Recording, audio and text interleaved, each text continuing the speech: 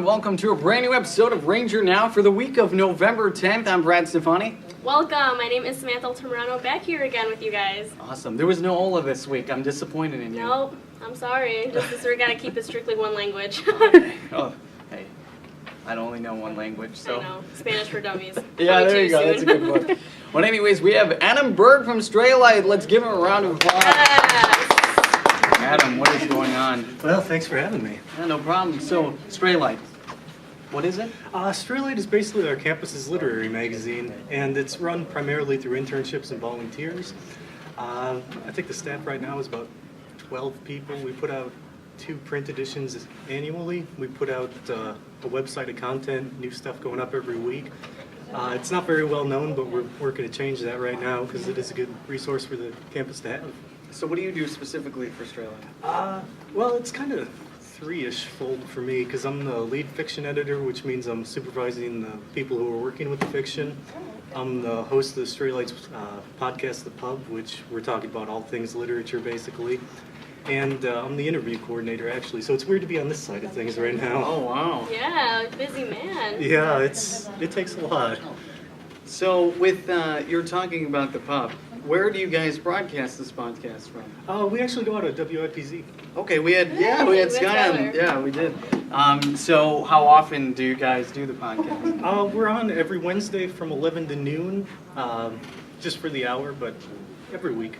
Oh, every week? Yeah. I gotta tune in. See, I'm way behind on all my shows right now, so I gotta see what's going on. So, Sam, you were asking before the show started, how does a student... Yeah, just a little, before we started, of course, we were just catching up with him. And, what would you say to students who want to get more involved with this whole thing you got going on? Because it seems like you do a lot. I don't know, would you like to maybe, disperse a task with other students that might want to come on board? Oh, yeah. As many people as we could get would be amazing because right now it's primarily English majors.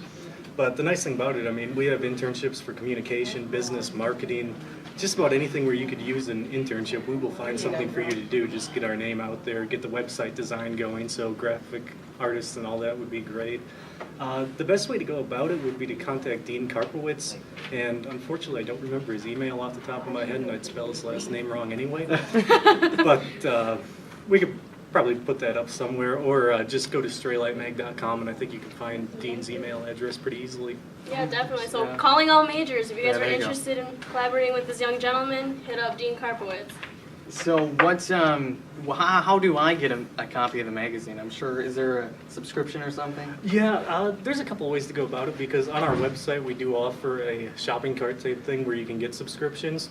Otherwise, if you email sales@straylightmag.com, it'll be a Gmail, but we'll just kind of get some information from you. We'll be able to send stuff off to you. And also we are getting to be available on Amazon right now for Kindle editions. Oh, wow. Throw that in our face, why don't you? Right. Awesome. So, are you a student? You would consider yourself a student leader, right? The way that you work in your organization. How does that with classes? How do you do all that? And life overall. Yeah. It takes a lot because you kind of have to put aside life at some point because, like you Right. say, it's a small staff, so we kind of need the more people because it's just more of a burden shifted onto everybody else. But it's one that's definitely worth it. So the time put into it is time well spent. So would you set a goal for yourself when the semester starts on a thing to get done? Or? Yeah, because being the lead fiction editor, the main thing we want to get done is have the issue ready for print by about this time of the year.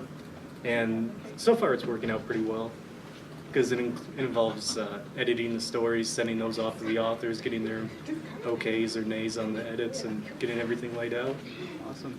That's good. You'll have to send us a copy of the Yeah, next definitely. Stray Light so we can show it on the For free on the show $99, here. of course. Yeah, right. Yeah, Exactly. The 5-finger discount. Yeah. So, but I have a question for you. We do a random question in the week before our guests go. Oh, perfect. And I just want to know what is one thing you want to do when you graduate? Like what are you looking forward to doing? I am looking forward to not waking up before 9 a.m. That's always nice. I That's highly agree always with nice. that. Yeah. So you must have a lot of morning classes then. Not so much morning classes, having to wake up early, just to get everything done with school, work, Stray Light, everything. Oh, awesome. Okay. Well, thanks a lot, Adam. Thanks for joining us today. Thanks for having me. Thank you so much, Adam. And we'll be right back after this commercial break. We'll have Dakota Adams talking with us. You won't want to miss out.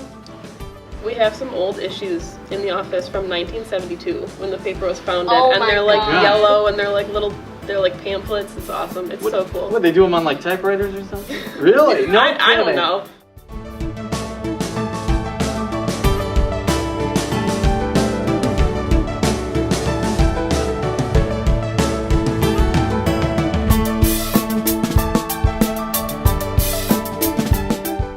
Make some noise.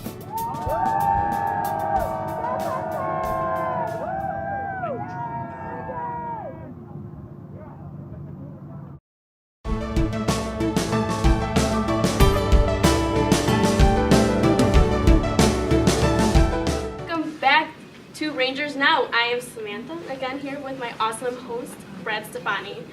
It's me. Definitely. That's it, right there. One name, that's all.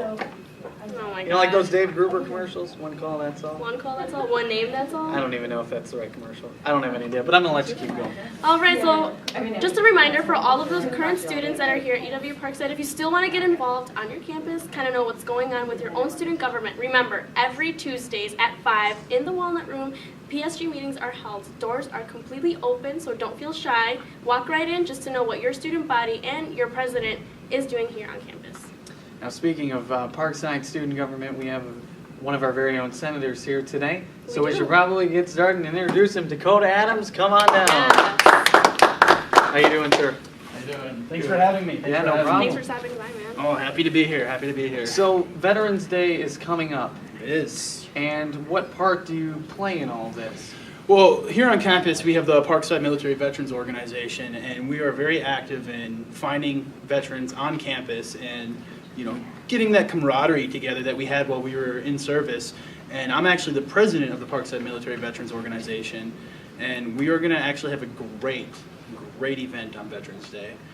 We're actually tailoring it to veteran students because it's been a very hot topic here on campus and anywhere actually. I know, especially with the drawdown from the military service and cutting back on numbers, a lot of these veterans are getting ready to use their benefits that they get, their GI bills and what have you. And we decided that during this event we would love to actually have it tailored to student veterans and just educating people on the importance of student veterans right here on campus. Excellent. Now, how long have you been at Parkside?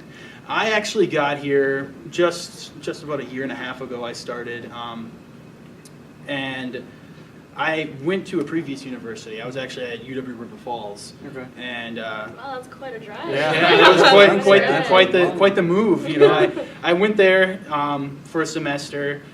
Then I went back to my home in Green Bay, took a semester off to get my footing back down because I had some issues with my transition into civilian life, and I decided that I wanted to go to a place that had a small campus because I love the concept of the small campus. You send me to Madison, and I'm like, woo! I've been there. You get lost in the building, let alone the whole campus. And so I did some research. I found Parkside. I saw that it was similar size to UW River Falls, which was good for me, and I decided to come here and jump right back into it. I'm happy I chose this area because I didn't know anybody. Yeah. So I could really focus on my studies, which was really important. That's key. That is key. Of Yeah. course. So, in your transition to coming to UW Parkside, once you got here, how did you go about, figuring out to target the students that are, in the military or even veterans that still attend school? Like, how did you go about that? Word of mouth. Word of mouth? Word of mouth. I knew trends with veterans, and I was like, what I'm going to do is find a group of smokers and start talking to these smokers. And that's the honest truth. You find, and even if they don't smoke, it's a habit. When you were in the military, you would be sitting there working. If you weren't a smoker, all of a sudden you blink and you were by yourself. And what they would do is all these people would go to the smoke pits, and they'd just be sitting there. Half of them wouldn't even be smoking. And so you found the trend. You're like, why am I over here working the whole time? And it became a habit for these people. So I actually started going to the smoke pit and started talking to these people. And I found like veteran, non-veteran. And while doing that, I started to find that, there's this thing called PMVO. Sure. But nobody knew about it. it was very low-key organization. And so I went to a meeting, and right off the bat, I got along with a lot of these guys and started going into the routine. But the problem was, they had kind of a restructure happen. You know, a lot of the people that were the e-board and officers all left at the same time, and it left new people coming into these shoes, but had very little experience. So we started to kind of restructure, and a lot has happened over the actual last summer and this semester. And now I actually work as the work study for the veteran certifying official. So I work these guys' benefits, and I kind of cheat, and when these new veterans are coming in to learn about their information, I kind of just slide a little card on this. Hey, I'm the president of this thing called PMVO. And it actually helped quite a bit. And with my name being on both the certifying and PMVO, it really helped to quickly grab these guys and let them know. Do you still do that recruiting where you go out and you still tell people about this and you still keep pushing it after all this time? Never stops. It's a job that will never actually be finished, because when you think about it, there's always new people coming in. So you got to keep going and doing that, even if they're coming, like right now, even though we're just over halfway through the semester, I'm still getting calls from people that want to enroll in the next semester, or, hey, I'm getting out of the military soon, what do I have to do? So I tell them about their benefits, and at the same time, I tell them we have this awesome group, awesome organization right here on campus, PMVO. Awesome. Yeah, I think that's definitely awesome. It's an open and safe space. I mean, I could only imagine the transition, like you said, into civilian life. I mean, how was that for you? Oh man, mine was a mess. Problem with me was I actually had just gotten out of a deployment right when I was getting out of the military, so it was right at the same time. I was doing humanitarian missions, so it's not like I was in combat and then had to come out.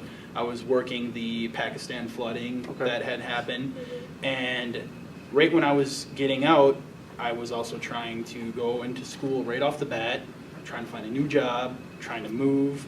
I was married at the time, so I was trying to figure out how that would all work. You know, like, oh my gosh, you know, I'd been gone this whole time. We weren't really living together per se, because I was deployed. I was in for just over 5 years and did 6 deployments. Okay, yeah, I was going to say that's. So you think, So I had come back, figured all that out, and even though my story is unique to me, you actually find it's very common, things of that nature. So for me, it was very rough. It was very stressful, but it helped me in the long run, because now I did all that, and I can relate to these other veterans, and even if it was the worst case scenario, I can relate to them and help them out, help them go through it. What would you say to a freshman coming to Parkside? What is one kind of thing that you've gained your knowledge from in all your time here that you would tell them that would help them succeed?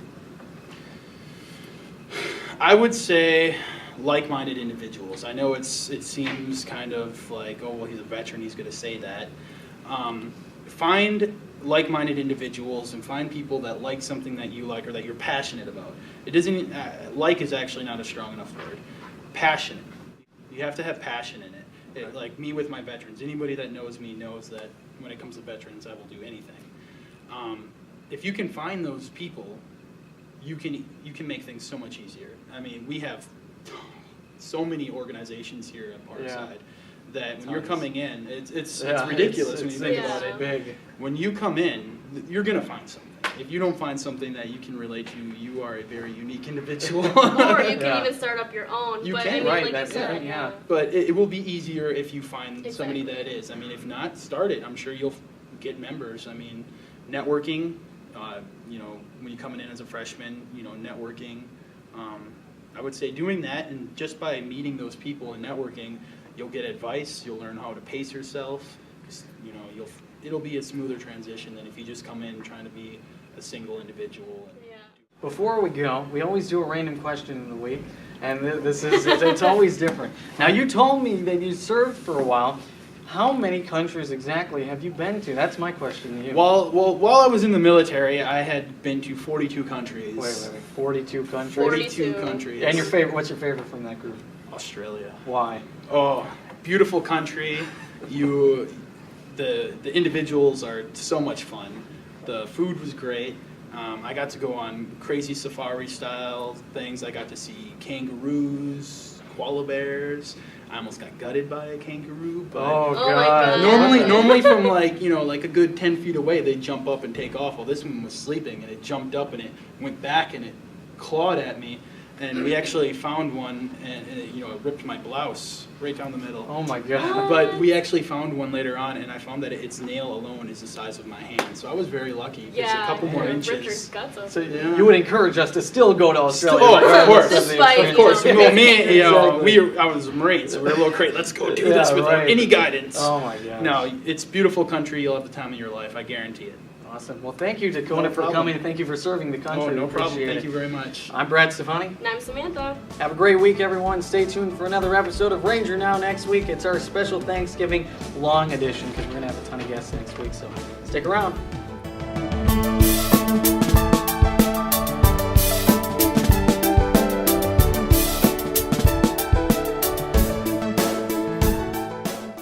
Ranger Now.